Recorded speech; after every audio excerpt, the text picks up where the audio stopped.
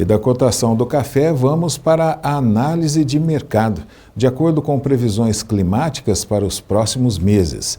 Neste ano, o fenômeno El Niño, aquele que provoca mudanças na temperatura nos oceanos, também deve alterar o clima no Brasil. Mas nada que ofereça riscos para a agricultura e, mais especificamente, para os cafeicultores.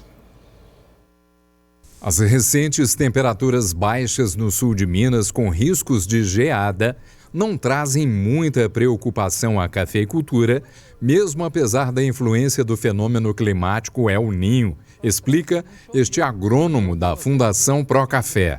Esse frio agora, esse ano, a gente já teve temperaturas um pouco abaixo da média, né? De janeiro até agora junho, a gente teve praticamente em torno de 4 meses com temperatura abaixo, um mês igual e um outro acima.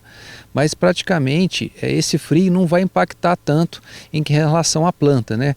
O produtor tem que ficar atento, a algumas pragas e doenças, né?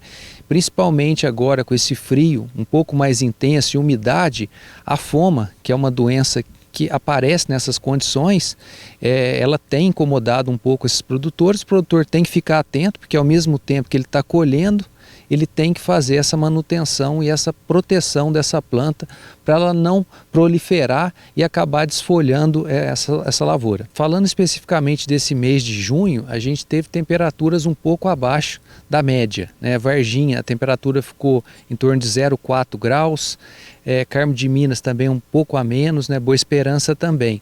Mas na média, se a gente pegar de janeiro até junho, está dando 0,6 graus abaixo da média histórica. Então a gente está tendo realmente um ano um pouco mais frio do que o normal dos últimos anos. Após 3 anos seguidos de estiagem forte, as chuvas no primeiro semestre de 2023 abasteceram os reservatórios hídricos no sul do estado. E a cafeicultura tem se beneficiado disso. Mas se a partir de setembro próximo os níveis de água não se mantiverem dentro do esperado, há necessidade de recorrer à irrigação da lavoura para não comprometer a produção de cafés em 2024, diz o especialista. Para a gente pegar esse ano, de janeiro até junho, já choveu em torno de 1.060 milímetros. O normal era ter chovido 760, então já choveu 300 milímetros a mais. Então há uma tendência, né, desse ano ser um ano com precipitações acima da média. Então a gente precisa, né, passar aqueles meses mais críticos ali entre final de agosto e início de setembro com a retomada das chuvas, que diferente dos anos anteriores, 2020, 21, 22, a gente já estava com um déficit muito elevado nesse período e a precipitação atrasou ainda mais. Então a gente teve um baixo pegamento de florada e isso impactou na produção do ano seguinte. Agora, até o momento, né, de janeiro a junho, nós estamos com essas precipitações acima da média. Algumas regiões a gente já ainda está com armazenamento, é o caso de Varginha, que está em torno de 40% de armazenamento. Carmo de Minas, que é uma região mais alta, estamos com 90% de armazenamento.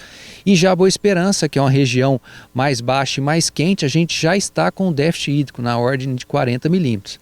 Então é importante cada produtor de cada região ficar atento. Alguns produtores, né, não aqui exemplo de Varginha e Carmo de Minas, que ainda estamos com armazenamento, mas alguns produtores dessa região da margem de Furnas, que é uma região que precipita um pouco menos e um pouco mais quente, esse produtor ele já deve ficar atento. Alguns produtores, em casos específicos, já voltaram a fazer uma suplementação, uma pequena suplementação, para manter a planta mais hidratada e ali entre início de agosto, né, meados de agosto, dependendo da situação, se caso não ocorra esse retorno das chuvas, ele vai aumentando essa suplementação de água, mantendo a planta hidratada e bem enfolhada para aquele período da florada, que vai ocorrer geralmente ali em setembro, a planta esteja sadia, né, com folhas e, consequentemente, vai ter um bom pegamento.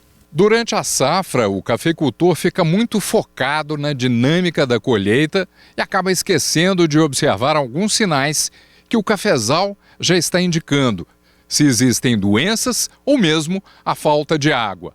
Por isso, é sempre importante a assistência técnica do agrônomo para garantir a saúde da lavoura e também garantir que a próxima safra seja boa. O produtor, né, ele tem que ter uma assistência técnica, um acompanhamento, né? A gente publica aqui todo mês o boletim de avisos fitossanitários, falando das condições das lavouras, falando de praga, de doença, como que está o crescimento da planta, como que está o enfolhamento, e aliado isso à parte climática, balizando o produtor como que está a questão de disponibilidade de água no solo, né?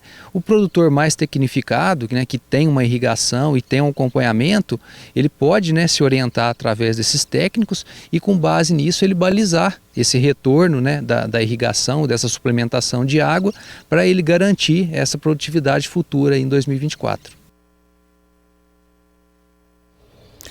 Nas últimas décadas, o Brasil registrou perdas significativas devido ao El Niño. Em 1997, quando o fenômeno provocou chuvas acima da média no sul do país e secas no Nordeste, e também no ano de 2015, quando os impactos foram semelhantes, atingindo também a região Centro-Oeste.